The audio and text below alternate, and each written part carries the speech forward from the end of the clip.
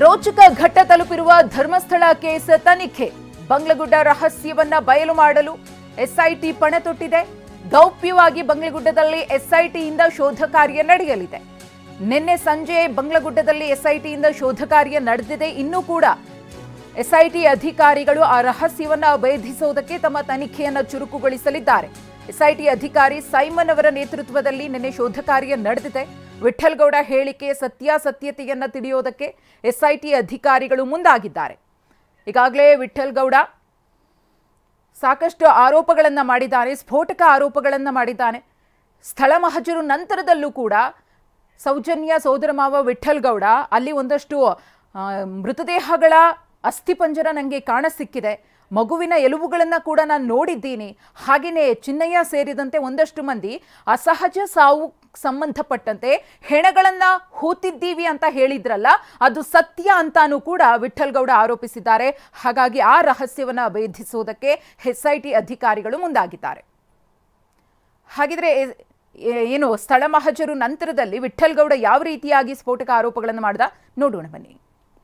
ಬಂಗ್ಲಗುಡ್ಡೆಗೆ 2 ಸಲ ಕರ್ಕೊಂಡು ಹೋಗಿದ್ದಾರೆ ಮಾಜಾರಿಗೆ, ಒಂದು ಸ್ಪಾಟ್ ಮಾಜಾರಿಗೆ. ಕರ್ಕೊಂಡು ಹೋಗುವ ವೇಳೆಯಲ್ಲಿ ಅಲ್ಲೇ ಒಂದು 3 ಮನುಷ್ಯರ ಕಲೆಬರವು ಸಿಗುತ್ತೆ ಅಲ್ಲೇ ಪಕ್ಕದ ಒಂದು 10 ಫೀಟಲ್ಲಿ. ನಂತರ 2ನೇ ಸ್ಥಳ ಮಾಜಾರಕ್ಕೆ ಹೋಗುವಾಗ ಕೆಳಗಡೆ ಎಣ್ಣೆಗಳ ರಾಶಿ ನಮ್ಮ ಕಣ್ಣಿಗೆ ಕಾಣುವಂಥದ್ದು ಒಂದು 5 ನನ್ನ ಕಣ್ಣಿಗೆ ಕಾಣಿದೆ. ಮತ್ತು ಒಂದು ಸಣ್ಣ ಮಗುದು ಅನ್ನೊಂದು ಸ್ವಲ್ಪ ಅದರಲ್ಲಿ ನನಗೆ ಗೋಚರ ಆಗ್ತಾಯಿತ್ತು. ಅದು ಸಣ್ಣ ಒಂದು ಕಲಶಗಳು ಬರುತ್ತೆ, ಒಂದು 5-6 ಕಲಶ ಇತ್ತು. ಅದು ಸಹ ನಾನು ನೋಡಿದ್ದೇನೆ ಅಲ್ಲಿ. ಅದು ನನ್ನ ಅಧಿಕಾರಿಗಳ ನಾನು ಅವರಿಗೆ ಹೇಳಿದ್ದೀನಿ ನಾನು ಈ ಥರ. ಮತ್ತು ಮಣ್ಣೊಂದು ಜರಿದ ಮಣ್ಣು ಏನು ಹೆಣ ಹಾಕಿದ ಪ್ಲೇಸ್ ನೋಡುವಾಗ ಮಣ್ಣು ಜರಿದು ಹೆಣವನ್ನು ಮುಚ್ಚಿ ಹಾಕಲಿಕ್ಕೆ ಮಣ್ಣು ಎಲ್ದು ಹಾಕಿದ ಒಂಥರ ಆ ಪ್ರದೇಶ ಕಾಣ್ತಾ ಇದೆ. ಅದೇ ಒಂದು 4-5 ಒಂದು 5-6 ಫೀಟಲ್ಲಿ ಬುರುಡೆಗಳ ರಾಶಿ ಇದೆ ಅಲ್ಲಿ. ಮತ್ತು ಎಲುಬುಗಳು ಎಲ್ಲ ಸ್ಪ್ರೆಡ್ ಆಗಿದೆ, ಅಲ್ಲೆಲ್ಲ ಸ್ಪ್ರೆಡ್ ಆಗಿದೆ. ಕೆಲವು ಮಣ್ಣಿನ ಒಳಗೆ ಕಾಣ್ತದೆ, ಬುರುಡೆಗಳೆಲ್ಲ ಮೇಲೆ ಕಾಣ್ತದೆ. ಮೊನ್ನೆ ನೋಡಿದ್ದು ಹಾಗೇ ಇದೆ, ಅದು ಯಾವುದು ಮುಟ್ಟಲಿಲ್ಲ. ನಿನ್ನೆ ಸಹ ನೋಡಿದನು, ಮೊನ್ನೆ ನೋಡಿದ್ದನ್ನು ನಿನ್ನೆ ನೋಡಿದ್ದೀವಿ, ನಿನ್ನೆನೂ ಮುಟ್ಟಲಿಲ್ಲ. ನಿನ್ನೆ ನೋಡಿದ್ದನ್ನು ಅದನ್ನು ತೆಗೆದಿಲ್ಲ, ಹಾಗೆ ಇಟ್ಟು. ನಾವು ನಿನ್ನೆ ವಾಪಸ್ ಬರುವಾಗ ಹೇಳಿದ್ದೆ, ನೀವು ಎಷ್ಟು ಹೊತ್ತಿಗೂ ನಾವು ಕರೆದು ನಾವು ಬರ್ತೀವಿ, ರಾತ್ರಿ 1 ಗಂಟೆ ಕರೀರಿ, ಫೋನ್ ಮಾಡಿ ಕರೀರಿ, ನಾವು ನಿಮ್ಮ ತನಿಖೆಗೆ ಯಾವ ನಾವು ಸಿದ್ಧ ಇದ್ವಿ ಅಂತ ನಾವು ಹೇಳಿ ಬಂದಿದ್ದೀವಿ. ಚಿನ್ನಯ್ಯ, ತೆನಾಸಿ, ರಂಗ, ಸುಬ್ರಹ್ಮಣ್ಯ ಎಷ್ಟು ಜನ ಇದ್ದಾರಲ್ಲಿ ಅವೆಲ್ಲ ಹತ್ರ ಹೇಳಿದ್ದಾರೆ. ಅವರ ಮಾಹಿತಿ ಪ್ರಕಾರ ನಾನು ಎಲ್ಲಿ ತೋರಿಸ್ಲಿಕ್ಕೆ ನಾನು ರೆಡಿ ಇದ್ದೇನೆ. SIT ನಮ್ಮನ್ನು ಕರೀಲಿ, ನಾವು ಎಲ್ಲ ಪ್ರದೇಶವನ್ನು ತೋರಿಸ್ತೀವಿ. ನಾವು ಅದೇ ಊರಲ್ಲಿದ್ದು ಒಂದೇ ಇದರಲ್ಲಿ ಅಷ್ಟು ರಾಶಿ ಹಾಕಿದ್ದಾರೆ, ನಮಗೆ ಆಶ್ಚರ್ಯ ಆಗಿದೆ. ಚಿನ್ನಯ್ಯ ಹೇಳಿದ್ದು 100% ಸತ್ಯನೇ, ಅದರಲ್ಲಿ ಡೌಟ್ ಇಲ್ಲ. ಬಂಗ್ಲಗುಡ್ಡೆಗೆ 2 ಸಲ ಕರ್ಕೊಂಡು ಹೋಗಿದ್ದಾರೆ ಮಾಜಾರಿಗೆ, ಒಂದು ಸ್ಪಾಟ್ ಮಾಜಾರಿಗೆ. ಕರ್ಕೊಂಡು ಹೋಗುವ ವೇಳೆಯಲ್ಲಿ ಅಲ್ಲೇ ಒಂದು 3 ಮನುಷ್ಯರ ಕಲೆಬರವು ಸಿಗುತ್ತೆ ಅಲ್ಲೇ ಪಕ್ಕದ ಒಂದು 10 ಫೀಟಲ್ಲಿ.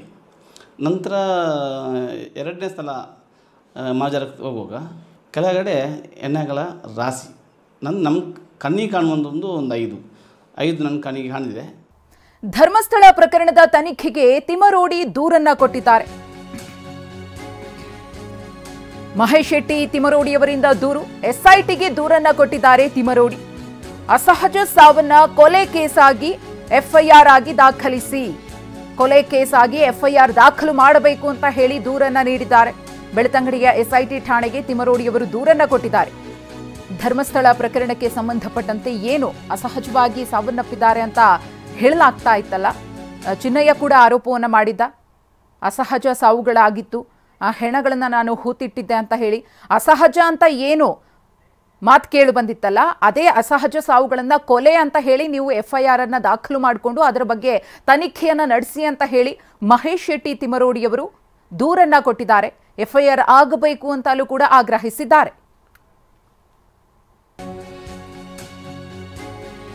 ಬುರುಡೆ ಕೇಸ್ ಎಲ್ಲ ಆಯಾಮದಲ್ಲೂ ಕೂಡ SIT ತನಿಖೆ. ಬುರುಡೆ ಕೇಸ್ ಜೊತೆ ಹಿಂದಿನ ಕೇಸ್ ಬಗ್ಗೆಯೂ ಕೂಡ ತನಿಖೆ ನಡೆಯಲಿದೆ. ಧರ್ಮಸ್ಥಳ ಗ್ರಾಮ ಪಂಚಾಯತ್ ವ್ಯಾಪ್ತಿಯಲ್ಲಿನ ಶವಗಳ ದಫನ್ ಬಗ್ಗೆ, ಶವಗಳನ್ನ ಹೂಳಲಾಗಿದೆ ಅನ್ನೋ ಆರೋಪಕ್ಕೆ ಸುಳ್ಳು ದಾಖಲೆ ಸೃಷ್ಟಿ ಎಂದು ಮಟ್ಟಣ್ಣನವರ ಆರೋಪವನ್ನ ಮಾಡಿದ್ರು.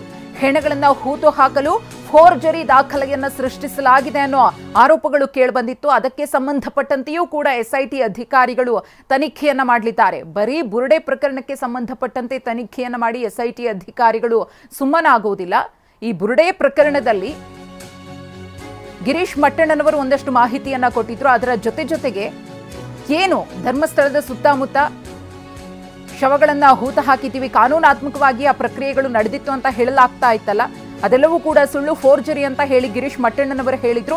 ಅದರ ಬಗ್ಗೆಯೂ ಕೂಡ ತನಿಖೆ ನಡೆಯುತ್ತೆ. ಪ್ರತಿನಿತ್ಯವೂ ದಾಖಲೆಗಳನ್ನ ಎಸ್ಐಟಿ ಅಧಿಕಾರಿಗಳು ತರಿಸ್ಕೊಳ್ತಿದ್ದಾರೆ. ಧರ್ಮಸ್ಥಳ ಗ್ರಾಮ ಪಂಚಾಯಿತಿಯಿಂದ ಶವ ಹೂತು ಹಾಕಿದ ವಿವರ, ಯುಡಿಆರ್ ಬಗ್ಗೆ ದಾಖಲೆಯನ್ನ ತರಿಸ್ಕೊಳ್ತಿದ್ದಾರೆ. ಸಂಪೂರ್ಣ ದಾಖಲೆಯನ್ನ ಎಸ್ಐಟಿ ಅಧಿಕಾರಿಗಳು ಸಂಗ್ರಹ ಮಾಡ್ತಿದ್ದಾರೆ. 1987 2025 ಎಲ್ಲಾ ದಾಖಲೆಗಳನ್ನು ಕೂಡ ಎಸ್ಐಟಿ ಅಧಿಕಾರಿಗಳು ಶೋಧಿಸುತ್ತಿದ್ದಾರೆ. ಧರ್ಮಸ್ಥಳ ಬುರುಡೆ ಪ್ರಕರಣಕ್ಕೆ ಸಂಬಂಧಪಟ್ಟಂತೆ ಒಂದು ಕಡೆ ಎಸ್ಐಟಿ ಅಧಿಕಾರಿಗಳಿಂದ ತನಿಖೆ ನಡೀತಾ ಇದೆ. ಅದರ ಜೊತೆಗೆ ಒಂದಷ್ಟು ಮಂದಿ ಮಾಡಿರುವಂತಹ ಆರೋಪದ ಬಗ್ಗೆಯೂ ಕೂಡ ಎಸ್ಐಟಿ ಅಧಿಕಾರಿಗಳು ತನಿಖೆಯನ್ನು ಚುರುಕುಗೊಳಿಸಲಿದ್ದಾರೆ. ಈ ಕುರಿತು ಮತ್ತಷ್ಟು ಮಾಹಿತಿಯನ್ನು ಅಶೋಕ್ ಅವರಿಂದ ಪಡಿತಾ ಹೋಗೋಣ. ಅಶೋಕ್, ಒಂದು ಕಡೆ ಮಹೇಶ್ ಶೆಟ್ಟಿ ತಿಮರೋಡಿಯವರು ಅಸಹಜ ಸಾವು ಅಂತ ಕೇಳಿಬಂದಿರುವಂತಹ ಆರೋಪಗಳಿಗೆ ಸಂಬಂಧಪಟ್ಟಂತೆ ಅಸಹಜ ಅಲ್ಲ, ಕೊಲೆ ಅಂತ ಹೇಳಿ ಎಫ್ಐಆರ್ ಆಗಬೇಕು ಅಂತ ಎಸ್ಐಟಿ ಪೊಲೀಸರಿಗೆ ದೂರು ಕೊಟ್ಟಿದ್ದಾರೆ. ಮತ್ತೊಂದು ಕಡೆ ಗಿರೀಶ್ ಮಟ್ಟಣ್ಣನವರು ಮಾಡಿದಂತಹ ಆರೋಪಕ್ಕೆ ಸಂಬಂಧಪಟ್ಟಂತೆ ಈ ಶವಗಳನ್ನ ಹೂತಿಡಲಾಗಿದೆ ಅನ್ನೋ ವಿಚಾರ ಇದೆಯಲ್ಲ, ಅದು ಫೋರ್ಜರಿ, ಸುಳ್ಳು ದಾಖಲೆಗಳನ್ನು ಸೃಷ್ಟಿ ಮಾಡಲಾಗಿದೆ ಅನ್ನೋ ಆರೋಪದ ಬಗ್ಗೆಯೂ ಕೂಡ ಎಸ್ಐಟಿ ಅಧಿಕಾರಿಗಳು ಗಂಭೀರವಾಗಿ ತನಿಖೆಯನ್ನ ಶುರು ಮಾಡಿದ್ದಾರೆ. ಅದಕ್ಕೆ ಸಂಬಂಧಪಟ್ಟಂತೆ ದಾಖಲೆಗಳನ್ನು ಕೂಡ ತರಿಸ್ಕೊಳ್ತಿದ್ದಾರೆ ಗ್ರಾಮ ಪಂಚಾಯಿತಿಯಿಂದ ಅಂತ ಹೇಳಿ ಏನಾಗ್ತಿದೆ ಅಂತ ಅಶೋಕ್? ಹೌದು ಮಧುಶ್ರೀ, ಪ್ರಮುಖವಾಗಿ ಧರ್ಮಸ್ಥಳ ಬುರುಡೆ ಪ್ರಕರಣದ ಜೊತೆಗೆ ಧರ್ಮಸ್ಥಳ ಪಂಚಾಯತ್ ವ್ಯಾಪ್ತಿಯಲ್ಲಿ ಶವಗಳನ್ನು ದಫನ ಮಾಡಿರ್ತಕ್ಕಂಥ ವಿಚಾರಕ್ಕೆ ಸಂಬಂಧಪಟ್ಟಂತೆ ಈಗಾಗಲೇ ಎಸ್ಐಟಿ ಅಧಿಕಾರಿಗಳು ತನಿಖೆಯನ್ನು ಮಾಡ್ತಿದ್ದಾರೆ. ಒಂದು ಕಡೆಯಿಂದ ಮಹೇಶ್ ಶೆಟ್ಟಿ ತಿಮರೋಡಿ ಅವರು ಕೂಡ ನಿನ್ನೆ ಎಸ್ಐಟಿಗೆ ಒಂದು ದೂರು ಅರ್ಜಿಯನ್ನು ಸಲ್ಲಿಸಿರುವಂಥದ್ದು. ಅದರಲ್ಲಿ ಅವರು ದೂರು ಅರ್ಜಿಯಲ್ಲಿ ಮೆನ್ಷನ್ ಮಾಡಿರೋದು ಏನಂತಂದ್ರೆ, ಧರ್ಮಸ್ಥಳ ವ್ಯಾಪ್ತಿಯಲ್ಲಿರ್ತಕ್ಕಂಥ ಏನು ಅತಿಥಿ ಗೃಹಗಳು, ವಸತಿ ಗೃಹಗಳೇನಿದೆ, ಆ ವಸತಿ ಗೃಹಗಳಲ್ಲಿ ಏನು ಅಸಹಜ ಸಾವುಗಳೇನು ನಡೆದಿತ್ತು, ಸೊ ಆ ಅಸಹಜ ಸಾವುಗಳನ್ನು ಕೊಲೆ ಪ್ರಕರಣ ಅಂತೇಳಿ ಮತ್ತೆ ಎಫ್ಐಆರ್ ದಾಖಲಿಸಿಕೊಂಡು ಅದರ ಬಗ್ಗೆ ಮರು ತನಿಖೆ ಆಗ್ಬೇಕೆನ್ನುವಂತ ನಿಟ್ಟಿನಲ್ಲಿ ಅವರು ದೂರು ಅರ್ಜಿಯನ್ನು ಎಸ್ಐಟಿಗೆ ಸಲ್ಲಿಸಿರುವಂತದ್ದು.